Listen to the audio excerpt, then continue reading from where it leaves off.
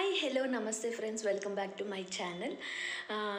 So ಎಷ್ಟೋ ಜನ ಕೇಳ್ತಾಯಿದ್ರು and February 14 ನಾನು ಲೀವ್ ಬೇರೆ ತೊಗೊಂಡಿದ್ದೆ. ಆಫೀಸಲ್ಲೂ ಸಹ ಕೇಳ್ತಾಯಿದ್ರು, ವ್ಯಾಲೆಂಟೈನ್ಸ್ ಡೇ ಸೆಲೆಬ್ರೇಟ್ ಮಾಡಿದ್ರಾ, ಈಗ ಮಾಡಿದ್ರಿ, ಆ ವಿಡಿಯೋ ಅಪ್ಲೋಡೇ ಮಾಡಿಲ್ವಲ್ಲ ಅಂತ ಹೇಳ್ಬಿಟ್ಟು ಎಲ್ಲರೂ.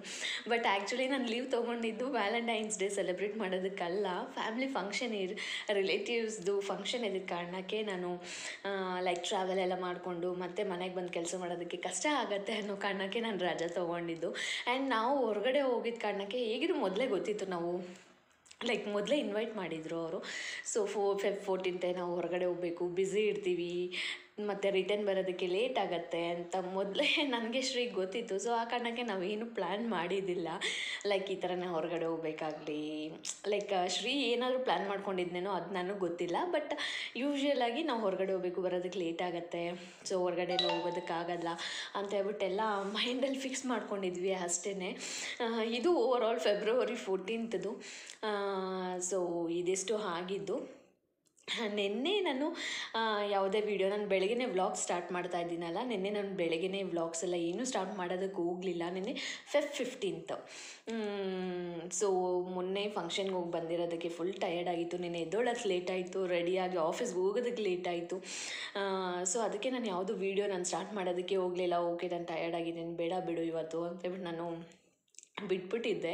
ಆ್ಯಂಡ್ ನಿನ್ನೆ ಈವ್ನಿಂಗ್ ನಾನು ಆಫೀಸಿಂದ ಬರೋದಕ್ಕೇ ಲೈಕ್ 8 o'clock ಆಗೋಗಿತ್ತು. ತಿರ್ಗಿ ಅಲ್ಲಿಂದ ನಾನು ಮನೆಗೆ ರಿಟರ್ನ್ ಬರೋದಕ್ಕೆ ಆಲ್ಮೋಸ್ಟ್ 8:30, 9 o'clock ಆಗೋಗ್ಬಿಟ್ಟಿತ್ತು. ಆದರೆ ಶ್ರೀ ಸರ್ಪ್ರೈಸಿಂಗಾಗಿ ರೆಡಿ ಮಾಡ್ಕೊಂಡಿದ್ರು, ಸರ್ಪ್ರೈಸ್ ಕೊಡಬೇಕು ಅಂತ ಹೇಳ್ಬಿಟ್ಟು. ನನಗೆ ಏನದು ಸರ್ಪ್ರೈಸ್ ಅಂತ ಹೇಳ್ಬಿಟ್ಟು ಈ ವಿಡಿಯೋದಲ್ಲಿ ಅಪ್ಲೋಡ್ ಮಾಡ್ತೀನಿ. So stay tuned. ಈ ವಿಡಿಯೋ ಏನಾದರೂ ನಿಮ್ಗೆ ಇಷ್ಟ ಆದರೆ ಪ್ಲೀಸ್ ಲೈಕ್ ಮಾಡಿ, ಶೇರ್ ಮಾಡಿ, ಕಮೆಂಟ್ ಮಾಡಿ, ಈ ಥರನೇ ಸಪೋರ್ಟ್ ಮಾಡ್ತಾಯಿರಿ. Thank you.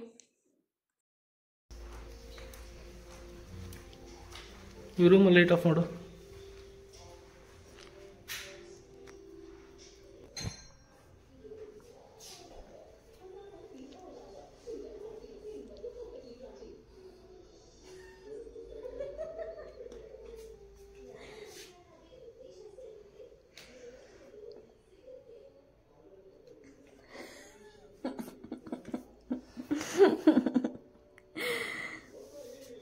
Have you already?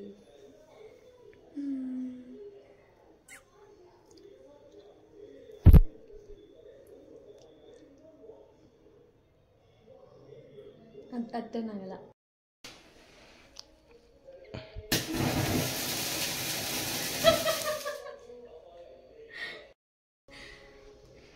ಏನು ಹಾಕಿದ್ರು ಇದೆಯಲ್ಲ,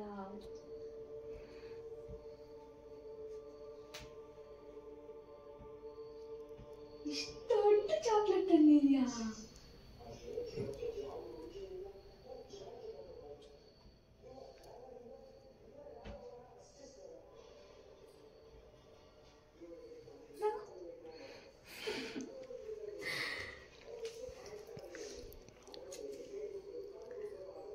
ಹ್ಯಾಪಿ ವ್ಯಾಲೆಂಟೈನ್ಸ್ ಡೇ ಬಂಗಾರಿ.